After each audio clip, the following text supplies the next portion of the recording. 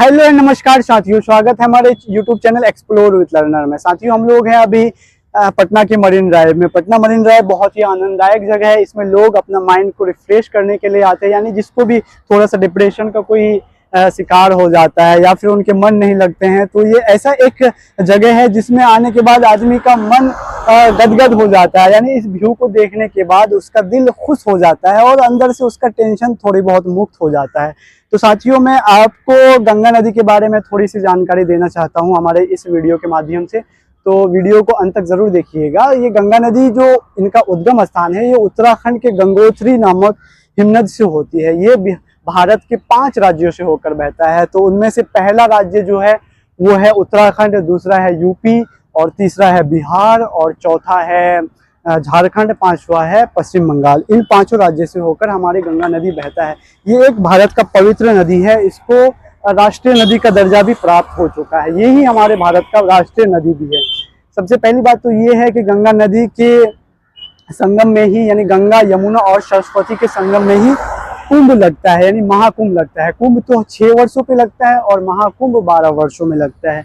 और दूसरी जो सबसे बड़ी मेला लगता है वो बिहार में लगता है।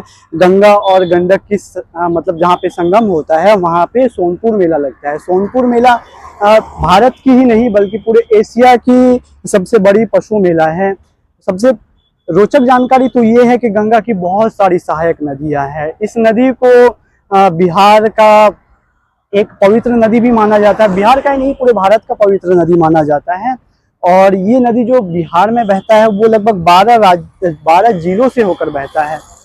और इसमें बिहार में इसकी बहुत सारी सहायक नदियां भी है।